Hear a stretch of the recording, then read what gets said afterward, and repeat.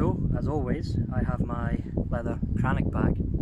So what might a Pict or a Scot from Dalriada carry in his satchel? So, first thing to take into account is we don't have that many artefacts through the late Iron Age, early medieval period. So I'm encompassing quite a large age range, sort of 5th to 9th century, pretty wide spectrum.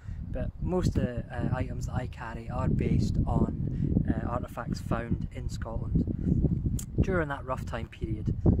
Whether they're found in Dalriada, Strathclyde or Pictland or the Orcades, it's all kind of insular finds from Scotland which could have been part of any culture.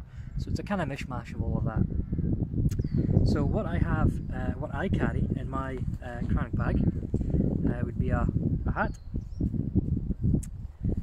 my Tinder pouch, which is very important. So that's a deerskin pouch full of birch bark and various funguses and kindling. A cup for travelling with, that's not really based on anything, but always need a cup.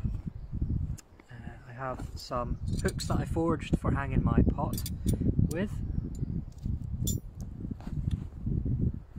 I have my fire steel pouch, so that's my flint and steel for starting fire with the Tinder pouch contents. I have a insular bronze pin for keeping clothing together or my wild hair. I always carry a spoon in a wee leather pouch.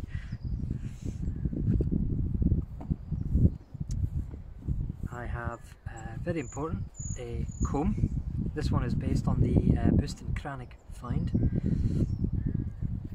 Now, combs are very important, especially in Pictish artwork. We see them in a lot of the carvings.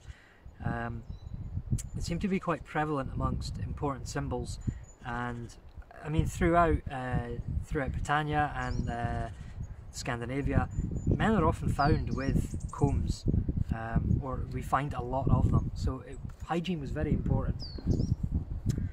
Now, one of the main important things is a trusty knife. So this one is what you refer to as an iron knife, which sounds very crude but is actually a lot more complicated than people think. It's made of several layers.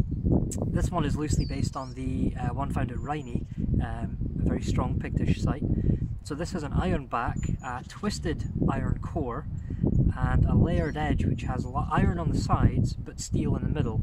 So it utilises the very expensive material just where you need it, and your lower quality materials are welded up in the back to create a very strong knife. Very complicated, very ingenious way of making knives, and we've got evidence of this knife making stretching right back in Scotland. And I've made the handle from yew and a piece of goat horn, and a small basic early medieval sheath from deerskin. So there's my knife.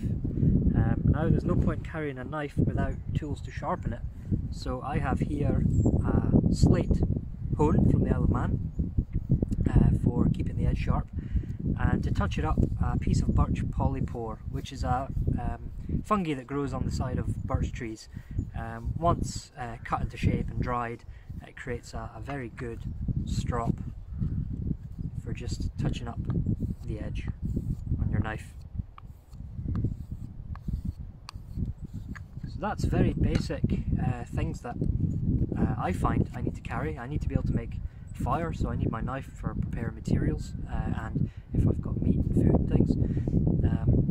I've got the tools to keep my knife in good condition. I've got fire steel and tinder to keep a start and keep a fire going, and I've got cooking equipment with me. I've got a cup, and it's really the bog standard basics that I think most men would carry on them.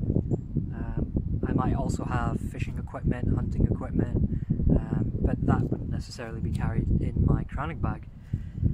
So there we have it. Whether it was a Bible bag, who knows, but a bag is a bag, and that's what I carry in mine for travelling landscape.